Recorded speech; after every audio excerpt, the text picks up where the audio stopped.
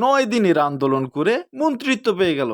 আর আমরা 25 থেকে 30 বছর পর্যন্ত পড়াশোনা করে সামান্য একটা 10 থেকে 12,000 টাকার চাকরি করব। এটা কি হয় দাদু? তুমিই বলো। অতএব আমরাও চাই ওরা 9 দিন মাঠে থেকে মন্ত্রী হয়েছে, আমরা না হয় 18 দিন থাকবো, কিন্তু আমাদেরকেও কিন্তু মন্ত্রী হতে হবে। ধুরো, পড়াশোনা করে কি বুদ্ধিমান হওয়া যায় নাকি?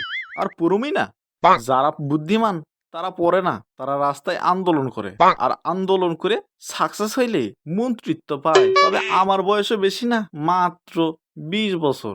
আর 5 বছর আমিও দেখি একটা আন্দোলন করে মন্ত্রীর কোনো পদ পাই নাকি। আমাদের ভিডিওগুলি দেখে দয়া করে সাবস্ক্রাইব করে দিবেন এবং পাশে থাকা বেল আইকনটি বাজিয়ে দিবেন। আসসালামু আলাইকুম। এখন আর একাডেমিক পড়া পড়ুম না, যুগে যুগে যারা নেতৃত্ব দিছে তাগর জীবন কাহিনী পড়ুম। নেতা হইলে তোর চাকরির দরকার নাই। তু এ ঘরের ভিতর কি বিড়বিড় করতেছিস? পড়াশোনা বাদ দিয়া একা একা কি বিড়বিড় করতেছিস? হ্যাঁ, আরে দাদু তুমি চুপ থাকো তো। এই তোমাগো যন্ত্রণায় আমাগো জীবন তেনা তেনা হয়ে যায়। কেন আমরা আবার কি করলাম? কি করলাম মানে সারাদিন খালি কও পড়ছ না কেন, পড়তে বসোস না কেন? আমরা কি গুগল নাকি যে সারাক্ষণ মাথায় বিভিন্ন ধরনের পড়া ধরে রাখি? শোনো দাদু, এখন পড়াশোনা করে তো কোনো লাভ নাই। কি রে তোর কি মাথা খারাপ হয়েছে নাকি? পড়াশোনা করে লাভ নাই মানে? অত মানে টেনে কন যাইব না। আমি সিদ্ধান্ত নিছি একাডেমিক পড়াশোনা আর করব।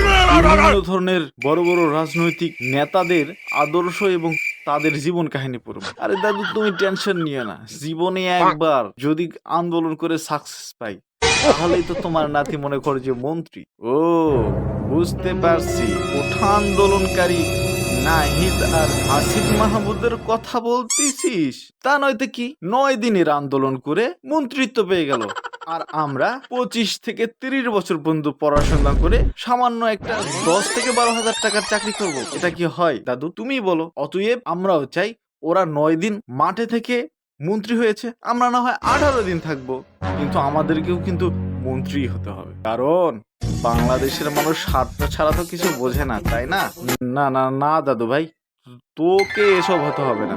তুই দেশপ্রেম বজায় রাখিস, তাহলেই হবে। নাহিদ, আসিফ মাহমুদ এরা যে ওই আসনে বসেছে, যদিও এদের যোগ্যতা নাই, তবে ওরা চেষ্টা করছে হয়তোবা। না, কিসের চেষ্টা?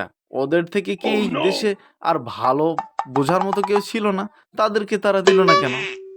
তারা এতদিন মাঠে থেকেছে, এখনো মাঠে থাকতো। যাই হোক দাদু, তোর কাছে রিকোয়েস্ট, তুই দেশকে ভালোবাসবি এবং দেশের মানুষের কল্যাণে কাজ করবি। তোকে রাজনৈতিক নেতা হতে হবে না, তুই ভালো করে পড়, ভালো একটা চাকরি নিবি, তাহলেই হবে। আইসে আমার যারা আন্দোলন করে তারাই চাকরি নিয়ে বসে থাকবে, আমাদের আর দিবে না।